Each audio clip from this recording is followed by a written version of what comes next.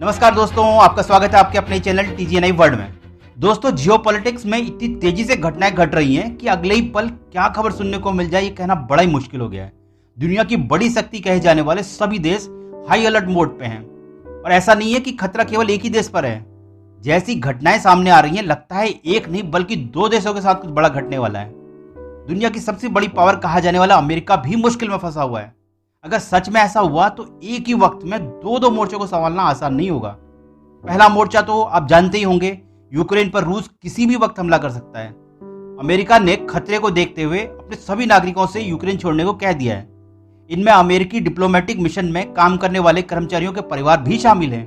साथ ही अमेरिका ने यह भी कहा है कि उनके जो भी कर्मचारी यूक्रेन छोड़ना चाहते हैं, उनके टिकट्स का खर्चा भी अमेरिकी सरकार पे कर सकती है। अमेरिका ने अपने नागरिकों को स्पष्ट सलाह दी है कि ऐसी स्थिति में कोई भी यूक्रेन विजिट ना करें। बड़ी मात्रा में अमेरिकी हथियारों की खेप ऑलरेडी यूक्रेन में पहुंचनी शुरू हो गई है। नाटो देश भी यूक्रेन से लगने वाली यूरोपीय देश की सीमाओं पर अपनी फोर्स तैनात कर रहे हैं। नाटो मेंबर देशों में डेनमार्क अपने लड़ाकू नौसैनिक जहाज और F-16 फाइटर जेट को लिथुएनिया भेज रहा है।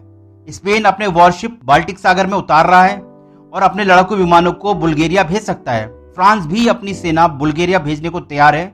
नीदरलैंड ने भी अपनी फौज और नौसेना स्टैंड बाई में रख दी है। अब तक नाटो ने 4000 सैनिकों को एस्टोनिया, लिथुएनिया, लैटविया और पोलैंड में टैंक, एयर डिफेंस सिस्टम और इंटेलिजेंस सर्विलेंस यूनिट के साथ तैनात कर दिया है।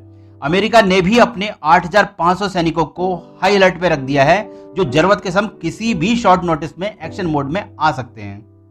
कुल मिलाकर स्थिति काफी गंभीर हो चुकी है। अमेरिका कह तो रहा है कि रूसी हमले का जवाब दिया जाएगा, पर अभी ये क्लियर नहीं है कि किस लेवल का रिस्पॉन्स होगा।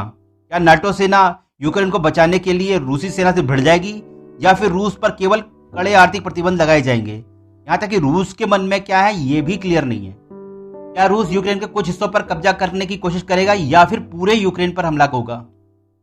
रूस का साथ देने के लिए बेलारूस की सेना भी रूसी सेना के साथ सैन्य अभ्यास कर रही है।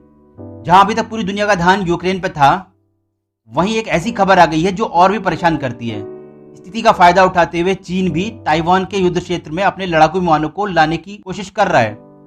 रूस की तरह ही चीन भी कुछ बड़ी कार्रवाई कर सकता है, क्योंकि नाटो का पूरा ध्यान तो अभी यूक्रेन पर है। ऐसे में चीन ने भी ताइवान पर अटैक किया तो नाटो सेना एक ही वक्त में दो देशों का बचाव कैसे करेगी, सोचने वाली बात है। चीन ने ताइवान के वायु क्षेत्र में 39 लड़ाकू विमानों को भेजा, जिनमें एक S-6 बमवर्षक भी शामिल था। हालांकि ताइवान की मदद के लिए 2 अमेरिकी एयरक्राफ्ट कैरियर कॉल विंसन और अब्राहम लिंकन साउथ चाइना सी में पहुंच चुके हैं। ये दोनों ही एयरक्राफ्ट कैरियर अपने साथ पूरा स्ट्राइक ग्रुप लेके चलते हैं, जो सभी प्रकार के समुद्री और हवाई हमलों को पूरी तरह से करने में सक्षम है।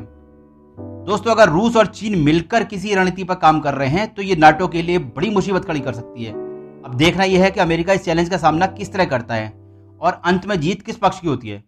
दोस्तों, अगर आपको हमारा प्रयास अच्छा लगे तो हमारे सपोर्ट के लिए कृपया चैनल को सब्सक्राइब करें, शेयर करें, लाइक करें एवं कमेंट्स करें। साथ ही समय से नई वीडियो की नोटिफिकेशन पाने के लिए बेल आइकन को ऑल के साथ जरूर दबाएं। धन्यवाद।